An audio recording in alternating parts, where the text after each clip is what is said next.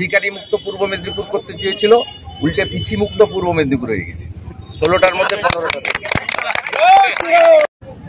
আজকে মনীষী তো মাল্যদান করলেন না, আজকে আত্মবলিদান দিবস।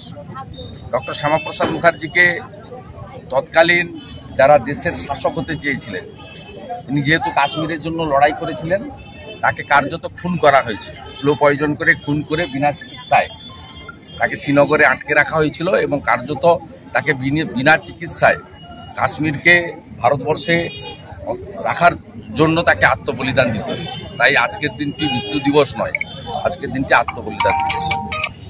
স্কুলের বাচ্চা কালকে রেজিনগরে স্কুলের মধ্যে বন্দুক নিয়ে চলে গেছে। নন্দীগ্রামেও কালকে ইটভাটা থেকে একাধিক বোমা উদ্ধার। নন্দীগ্রামে শিল্পে পরিণত হয়েছে। আমি অনেকবারই বলেছি, বুড়িমার চকলেট বোম পাওয়া যায় না, পিসির চকলেট বোম যেখানে খুঁজবে সেখানে।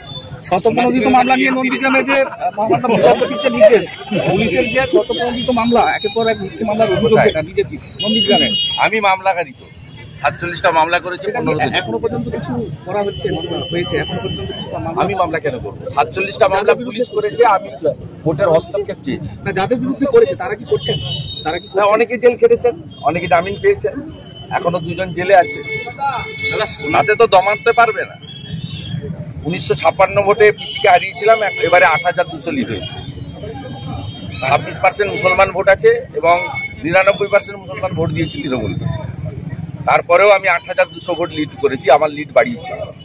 আপনার ব্যবধানের পর এবারেও ব্যবধান অনেকটা বেড়েছে, তবুও এত জল্পনা?